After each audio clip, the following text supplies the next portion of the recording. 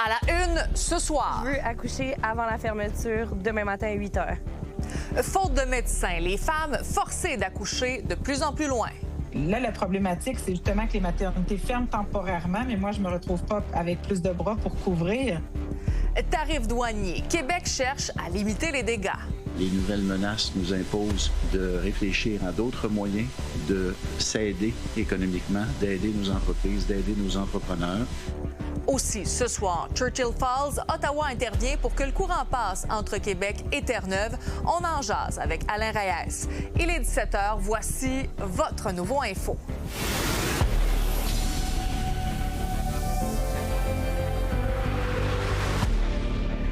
Bonne fin de journée. Disons que vous êtes une femme sur le point d'accoucher, vous devez vous rendre à l'hôpital et vous apprenez que l'unité de naissance est fermée. Vous devez alors parcourir plusieurs kilomètres, vous êtes en douleur, inquiète pour aller accoucher.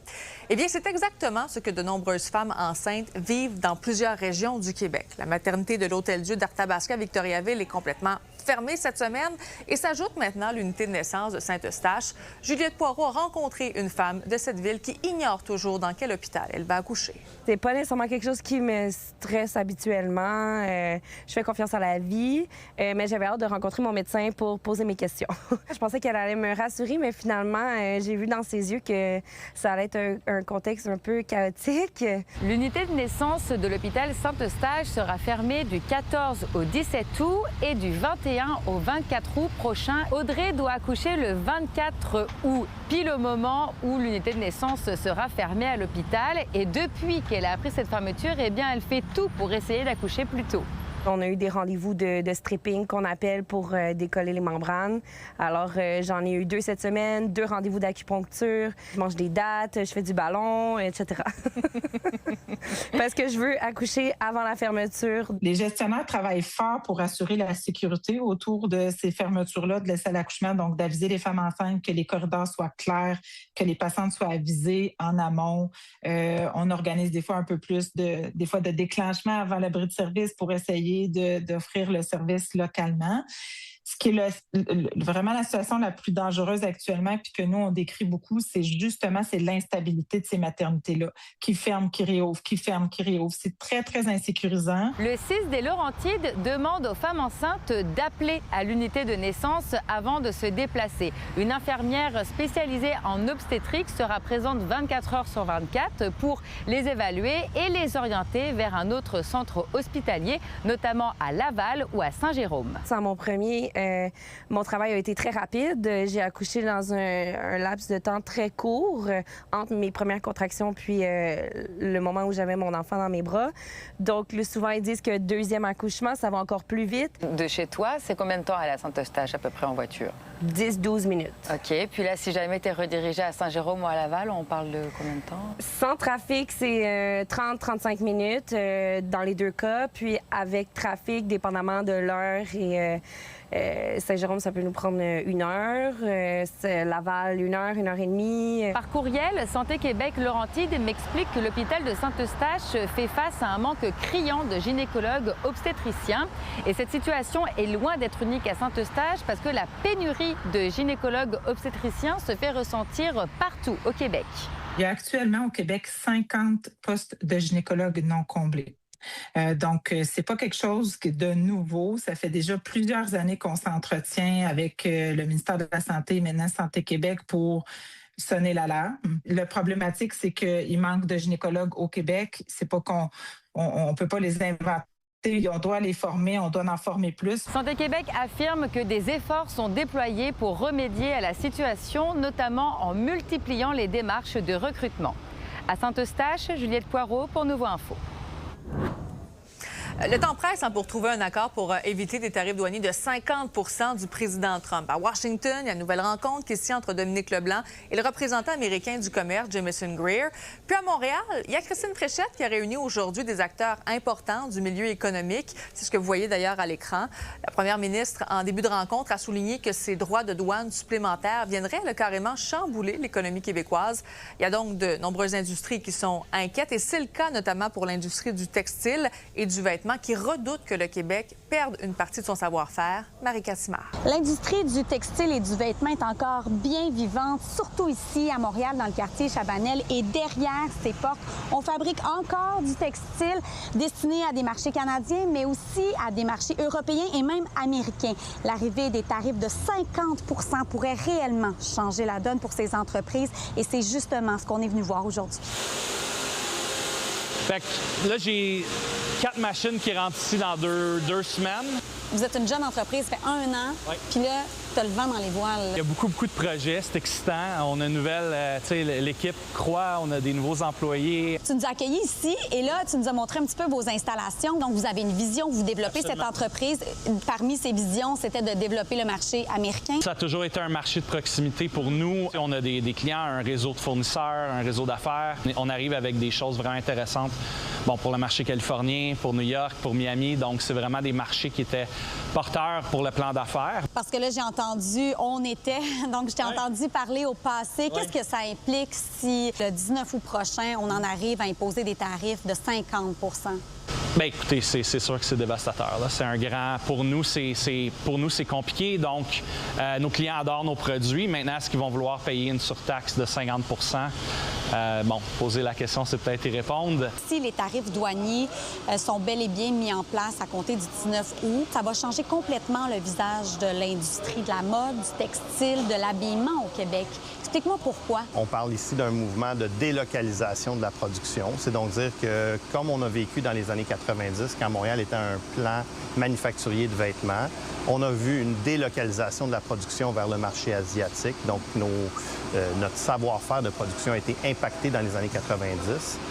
On a vu, à l'inverse, un mouvement de relocalisation de la production de 2015 à aujourd'hui, donc un retour de la production de vêtements vers Montréal pour plusieurs raisons, des raisons éthiques, sensibles à l'environnement. Si un tarif si important venait à frapper notre secteur, c'est certain qu'il y aurait une délocalisation de nouveau de la production vers des pays qui sont moins impactés par les tarifs américains. Puis là, concrètement, juste pour nous donner une idée, ton usine fait combien de pieds carrés? Tu as combien d'employés? Ça représente quoi ici? Là, en ce moment, on a 45 000 pieds carrés. On a une douzaine d'employés. On devrait être autour de 60 d'ici la fin de l'année, donc parce qu'on va croître. Et puis, j'espère monter à... On avait un prévu autour de 150 employés l'année prochaine. Donc, on a des grands plans. On a toujours des grands plans de croissance. Est-ce que ça pourrait freiner en quelque sorte ces plans de croissance? Bien, c'est sûr que c'est pas idéal. Hein? On s'entend que ça t'enlève une partie de croissance. C'est sûr que le marché américain, c'est un gros marché. On représente aujourd'hui 93 500 emplois dans le secteur mode et habillement. Donc, environ 12 à 13 fabriquent des vêtements. On a un impact sur le PIB québécois de 10,9 milliards de dollars. À Montréal, Marie Cassimard pour Nouveau Info.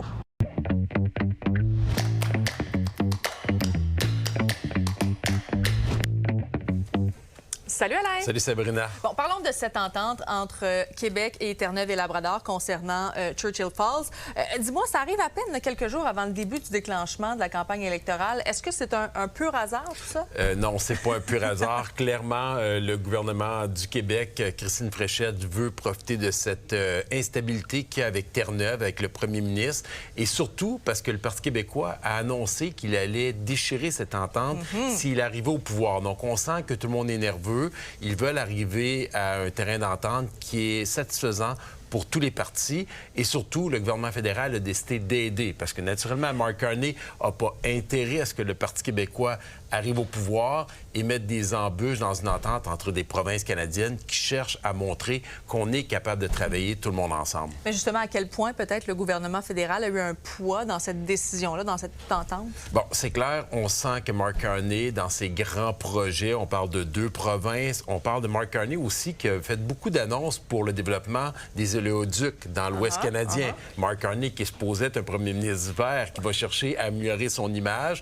Donc là, d'investir, de mettre de l'argent du gouvernement fédéral dans un projet qui touche l'hydroélectricité, les éoliennes, 2 provinces qui cherchent un terrain d'entente. on peut supposer qu'il aura un rôle à jouer très important. On s'attend à une annonce officielle dès la semaine prochaine avec un peu plus de détails. Et là, il y a justement les oppositions qui disent on aimerait ça avoir plus de détails. Oui, justement. Mais à un moment donné... justement, ça fait partie du jeu des oppositions de dire on veut plus d'informations, essayer de mettre des bâtons dans les roues du gouvernement, mais en même temps, le gouvernement ne peut pas donner d'informations avant l'annonce officielle qui devra avoir lieu naturellement dans les prochains jours et avant le déclenchement de l'élection.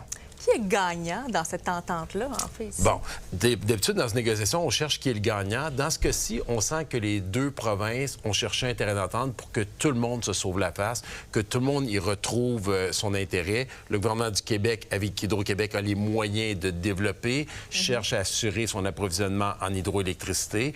Puis Terre-Neuve, plus petite province, moins de ressources financières, veut développer, a les ressources dans le Labrador pour développer son infrastructure. Donc, tout le monde semble sortir gagnant d'une telle entente. Surtout, on évite une chicane alors qu'on a un référendum qui pend dans l'Ouest et un futur potentiel gouvernement du Parti québécois qui voudra en déclencher un. Donc, c'est une bonne nouvelle pour tout le monde. Vraiment, entente qui était quand même là depuis 1969, faut-il le rappeler. J'ai juste envie qu'on glisse un petit mot sur le Parti conservateur du Québec. Éric Duhem, aujourd'hui, qui a annoncé qu'il veut couper près de 47 milliards dans les dépenses de l'État, mais sans quand même couper le service aux citoyens. C'est-tu réalisable? Bon, ça va être très difficile, mais naturellement, ça fait partie du jeu d'Éric Duhem qui veut démontrer qu'il est capable de faire des coupures dans le gras, dans les subventions. Ça répond à un auditoire qui est tanné de voir tout le gaspillage de l'argent du gouvernement. Et surtout, il veut annoncer des baisses d'impôts et de taxes substantielles pour tous les Québécois et les Québécoises. Alain, merci beaucoup. Ça fait plaisir.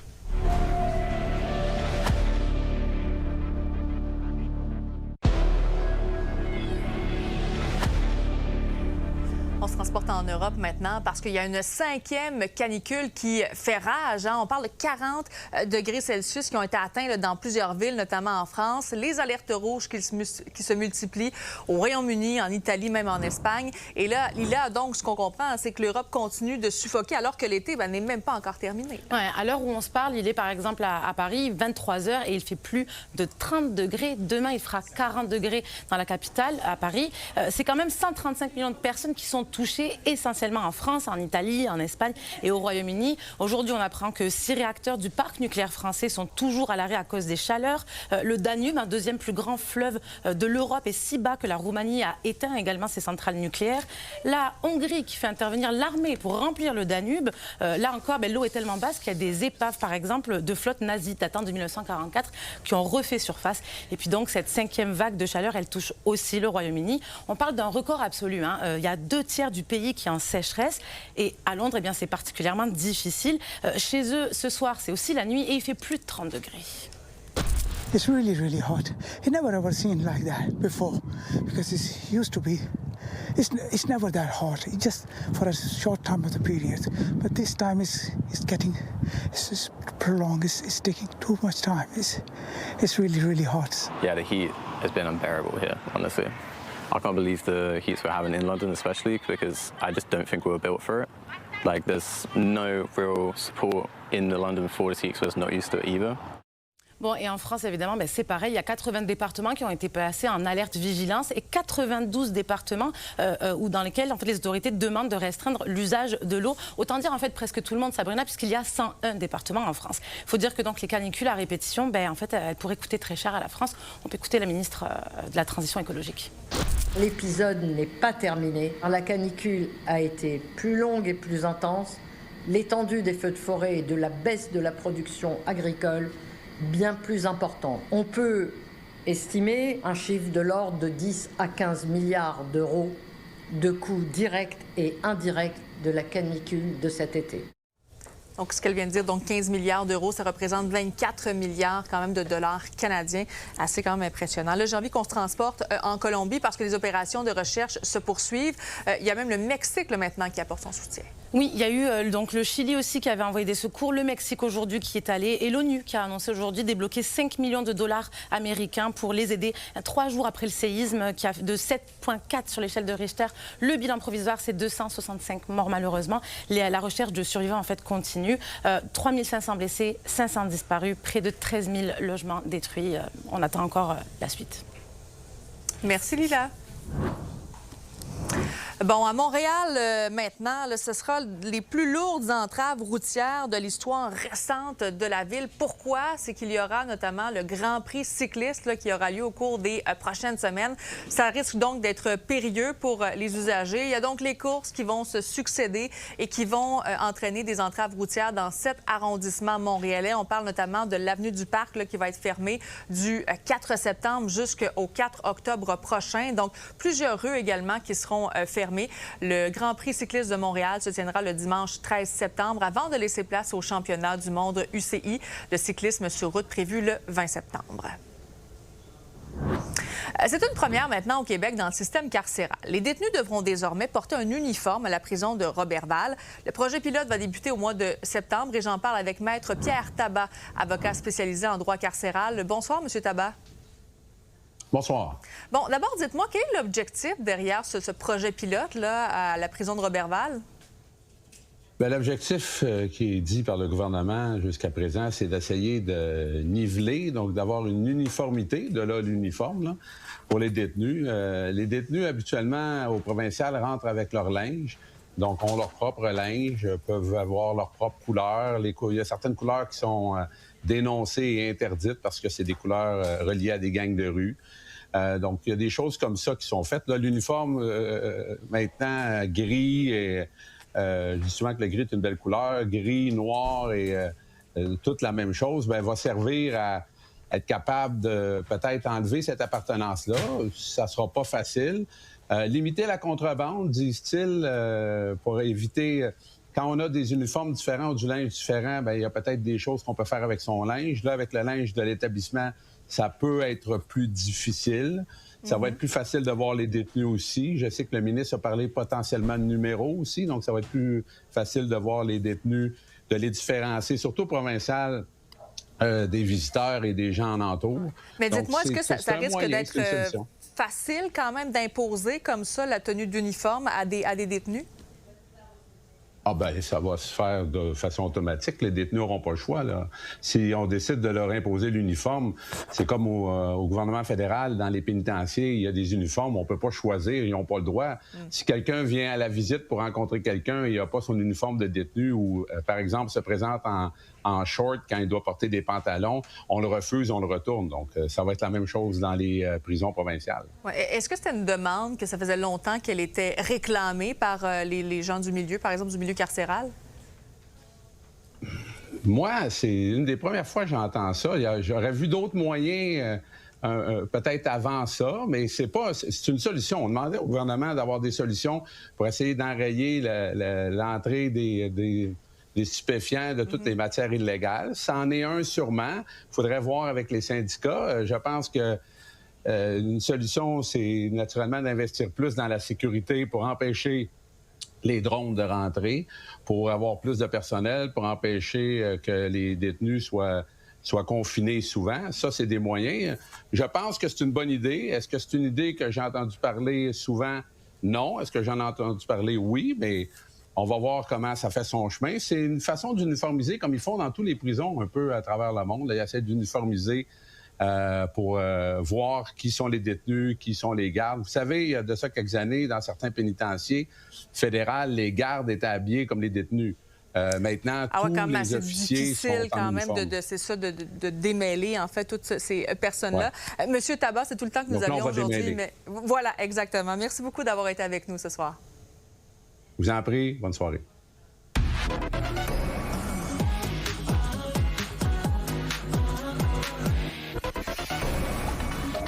Avec deux des espoirs les plus prometteurs du hockey au monde. Shane Hollander, je voulais juste me présenter. T'es un excellent joueur, j'aime te regarder jouer. Ouais. Il est pas mauvais au hockey. On vient d'entendre cette bande-annonce de la populaire série Rivalité passionnée. Salut Raphaël. Bonsoir Sabrina. Alors, c'est qu'il y aura de nouveaux visages pour la deuxième saison. Pour ce phénomène de Crave, Heated Rivalry, donc plusieurs membres qui s'ajoutent à la distribution. Entre autres, c'est le cas d'Emily Hemsher qui va jouer dans la prochaine série de Marvel Vision Quest qui va se joindre à la distribution de Rivalité passionnée. Également, on a Sabrina Gillies qu'on a vu dans la série Black Mirror. Et québécois, il y a ce Robert Naylor qu'on a pu voir récemment dans le film Mile and Kicks, donc qui prendra part à cette deuxième saison de Heated Rivalry qui est en préparation, qui va s'ajouter aux côtés de Connor Story, Hudson Williams, également François Arnault, Sophie Nélis, qui devrait être de cette deuxième saison qui est en préparation. Première qui est toujours disponible sur Crave. Je vous invite à consulter le nouveaumois.ca pour connaître la distribution complète. Et on connaît maintenant la destination de la prochaine édition de l'Eurovision. Ça va se passer en Bulgarie, dans la ville de Burga. Donc, je vous rappelle que la Bulgarie a remporté cette édition là, de l'Eurovision cette année avec la chanteuse Dara. Et bien, c'est la tradition. Hein. Quand le pays remporte, bien, c'est souvent le vainqueur qui reçoit le concours l'année suivante. Et on dit que le Burga, bien, c'est une ville de choix pour accueillir l'Eurovision. Pourquoi? Parce que bien, c'est pour sa capacité d'hébergement, les transports, la connectivité internationale. Il y a quand même l'Eurovision qui a ajouté certaines règles pour le pays d'accueil de l'Eurovision cette semaine en disant si votre pays est en guerre, bien, vous ne pourrez malheureusement recevoir, même si vous êtes vainqueur, vous ne pourrez accueillir le concours l'année suivante. Donc, ça fait partie des nouveaux règlements. 71e édition qui va débuter au mois de mai. Et là, on parlait de la 58e édition, mais cette fois-ci du Festival international de la chanson de Granby, parce que ça débute aujourd'hui. Claude Pelgag qui va fouler les planches du festival, également Luc de la Rochelière. J'avais envie qu'on se fasse plaisir, c'était tellement bon. Cache City. À Cache City, parfois on sort à Cache City, dans les tours de l'ennui. Donc, encore une fois, une programmation qui est variée. Il y a plusieurs spectacles extérieurs. Puis derrière tout ça, bien, je vous rappelle que c'est d'abord et avant tout un concours de chant, de mettre de l'avant des créateurs, des auteurs, compositeurs, interprètes émergents. Plus de 100 000 $ en prix à gagner. Donc, c'est jusqu'au 23 août, le Festival de la chanson internationale de Granby. Effectivement. Merci on se complète. Bon, on se complète. On complète nos mots. Ah, oui. On match en plus avec nos couleurs et tout.